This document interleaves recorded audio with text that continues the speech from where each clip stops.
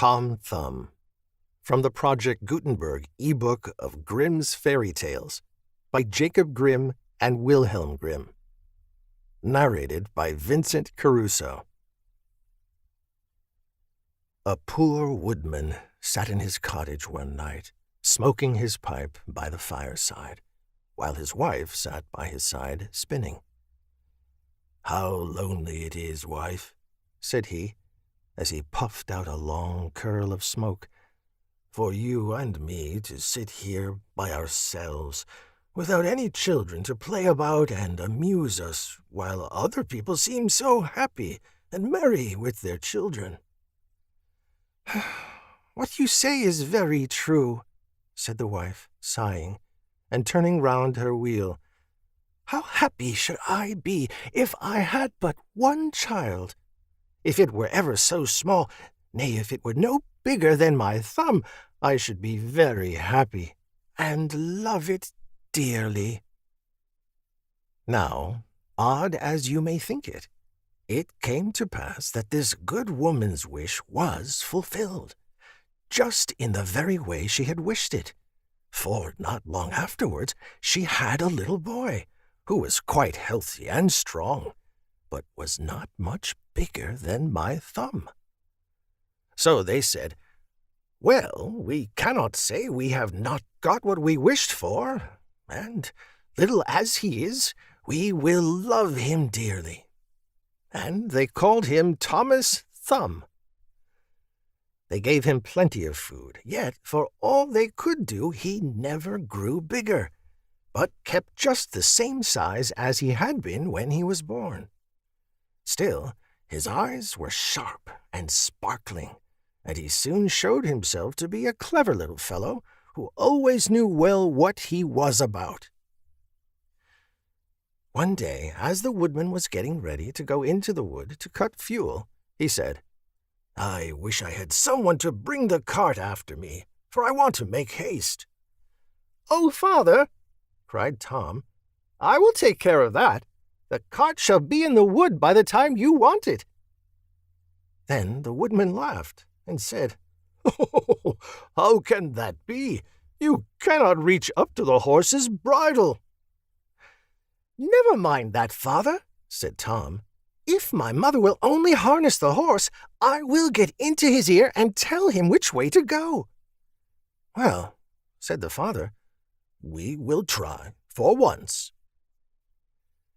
When the time came, the mother harnessed the horse to the cart and put Tom into his ear, and as he sat there, the little man told the beast how to go, crying out, "Go on!" and "Stop!" as he wanted, and thus the horse went on just as well as if the woodman had driven it himself into the wood. It happened that as the horse was going a little too fast, and Tom was calling out, "Gently, gently," two strangers came up. "What an odd thing that is," said one. "There is a cart going along, and I hear a carter talking to the horse, but yet I can see no one." "That is queer, indeed," said the other. "Let us follow the cart and see where it goes." So they went on into the wood, till at last they came to the place where the woodman was. Then Tom Thumb, seeing his father, cried out, "See, father, here I am with the cart, all right and safe. Now take me down." So his father took hold of the horse with one hand, and with the other took his son out of the horse's ear and put him down upon a straw, where he sat as merry as you please. The two strangers were all this time looking on, and did not know what to say for wonder. At last one took the other aside and said, "That little urchin will make our fortune, if we can get him, and carry him about from town to town as a show. We must buy him." So they went up to the woodman and asked him what he would take for the little man. "He will be better off," they said, "with us than with you." "I won't sell him at all," said the father. "My own flesh and blood is dearer to me than all the silver and gold in the world." But Tom, hearing of the bargain they wanted to make, crept up his father's coat to his shoulder and whispered in his ear, "Take the money, father, and let them have me. I'll soon come back to you." So the woodman at last said he would sell Tom to the strangers for a large piece of gold, and they paid the price. "Where would you like to sit?" said one of them. "Oh, put me on the rim of your hat. That will be a nice gallery for me. I can walk about there and see the country as we go along." So they did as he wished, and when Tom had taken leave of his father, they took him away with them. They journeyed on till it began to be dusky, and then the little man said, "Let me get down. I'm tired." So the man took off his hat and put him down on a clod of earth in a plowed field by the side of the road. But Tom ran about amongst the furrows, and at last slipped into an old mouse-hole. "Good night, my masters," said he. "I'm off. Mind and look sharp after me the next time." Then they ran at once to the place and poked the ends of their sticks into the mouse-hole, but all in vain. Tom only crawled farther and farther in, and at last it became quite dark, so that they were forced to go their way without their prize, as sulky as could be. When Tom found they were gone, he came out of his hiding place. "What dangerous walking it is," said he, "in this plowed field. If I were to fall from one of these great clods, I should undoubtedly break my neck." At last, by good luck, he found a large empty snail shell. "This is lucky," said he. "I could sleep here very well." And in he crept. Just as he was falling asleep, he heard two men passing by, chatting together, and one said to the other, "How can we rob that rich parson's house of his silver and gold?" "I'll tell you," cried Tom. "What noise was that?" said the thief, frightened. "I'm sure I heard someone speak." They stood still, listening, and Tom said, "Take me with you, and I'll soon show you how to get the parson's money." "But where are you?" said they. "Look about on the ground," answered he, "and listen where the sound comes from." At last the thieves found him out and lifted him up in their hands. "You little urchin," they said, "what can you do for us?" "Why, I can get between the iron window bars of the parson's house and throw you out whenever you want." "That's a good thought," said the thieves. "Come along, we shall see what you can do." When they came to the parson's house, Tom slipped through the window bars into the room, and then called out as loud as he could bawl, "Will you have all that is here?" At this the thieves were frightened, and said, "Softly, softly! Speak low, that you may not awaken anybody." But Tom seemed as if he did not understand them, and bawled out again, "How much will you have? Shall I throw it all out?" Now the cook lay in the next room, and hearing a noise, she raised herself up in her bed and listened. Meantime, the thieves were frightened, and ran off a little way. But at last they plucked up their hearts and said, "The little urchin is only trying to make fools of us." So they came back and whispered softly to him, saying, "Now let us have no more of your roguish jokes, but throw us out some of the money." Then Tom called out as loud as he could, "Very well! Hold your hands! Here it comes!" The cook heard this quite plain, so she sprang out of bed and ran to open the door. The thieves ran off as if a wolf was at their tails, and the maid, having groped about and found nothing, went away for a light. By the time she came back, Tom had slipped off into the barn, and when she had looked about and searched every hole and corner and found nobody, she went to bed, thinking she must have been dreaming with her eyes open. The little man crawled about in the hayloft, and at last found a snug place to finish his night's rest in. So he laid himself down, meaning to sleep till daylight, and then find his way home to his father and mother. But alas, how woefully he was undone! What crosses and sorrows happened to us all in this world! The cook got up early, before daybreak, to feed the cows, and going straight to the hayloft carried away a large bundle of hay, with the little man in the middle of it, fast asleep. He still, however, slept on, and did not awake till he found himself in the mouth of the cow. For the cook had put the hay into the cow's rick, and the cow had taken Tom up in a mouthful of it. "Good lack-a-day," said he. "How came I to tumble into the mill?" But he soon found out where he really was, and was forced to have all his wits about him, that he might not get between the cow's teeth, and so be crushed to death. At last down he went into her stomach. "It is rather dark," said he.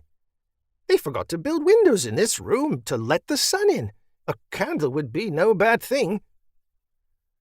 Though he made the best of his bad luck, he did not like his quarters at all, and the worst of it was that more and more hay was always coming down, and the space left for him became smaller and smaller.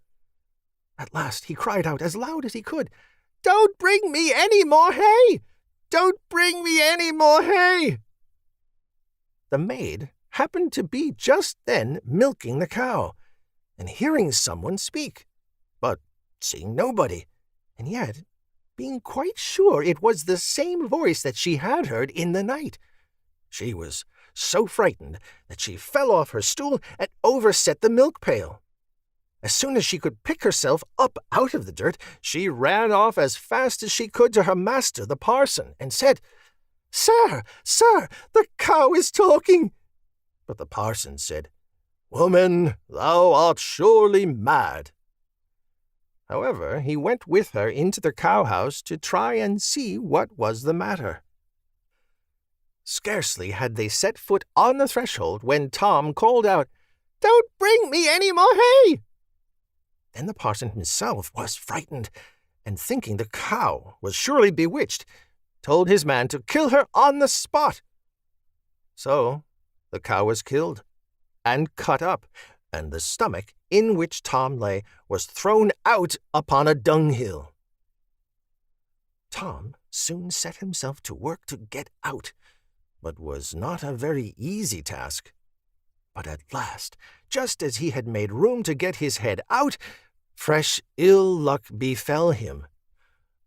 A hungry wolf sprang out and swallowed up the whole stomach with Tom in it in one gulp and ran away. Tom, however, was still not disheartened, and, thinking the wolf would not dislike having some chat with him as he was going along, he called out, "My good friend, I can show you a famous treat." "Where's that?" said the wolf. "In such and such a house," said Tom, describing his own father's house. "You can crawl through the drain into the kitchen and then into the pantry, and there you will find cakes, ham, beef, cold chicken, roast pig, apple dumplings, and everything that your heart can wish." The wolf did not want to be asked twice, so that very night he went to the house and crawled through the drain into the kitchen and then into the pantry and ate and drank there to his heart's content. As soon as he had had enough, he wanted to get away, but he had eaten so much that he could not go out by the same way he came in. This is just what Tom had reckoned upon, and now he began to set up a great shout, making all the noise he could. "Will you be easy?" said the wolf. "You'll awaken everybody in the house if you make such a clatter." "What's that to me?" said the little man. You have had your frolic. Now I've a mind to be merry myself." And he began singing and shouting as loud as he could. The woodman and his wife, being awakened by the noise, peeped through a crack in the door. But when they saw a wolf was there, you may well suppose that they were sadly frightened, and the woodman ran for his axe and gave his wife a scythe. "Do you stay behind," said the woodman, "and when I have knocked him on the head, you must rip him up with the scythe." Tom heard all of this and cried out, "Father, Father, I am here! The wolf has swallowed me!" And his father said, "Heaven be praised! We have found our dear child again." And he told his wife not to use the scythe for fear she should hurt him. Then he aimed a great blow and struck the wolf on the head and killed him on the spot. And when he was dead, they cut open his body and set Tommy free. "Oh," said the father, "what fears we have had for you." "Yes, father," answered he. "I have traveled all over the world, I think in one way or other, since we parted, and now I am very glad to come home and get fresh air again." "Why, where have you been?" said his father. "I have been in a mouse hole, and in a snail shell, and down a cow's throat, and in the wolf's belly. And yet, here I am again, safe and sound." "Well," said they, "you are come back, and we will not sell you again for all the riches in the world." Then they hugged and kissed their dear little son, and gave him plenty to eat and drink, for he was very hungry.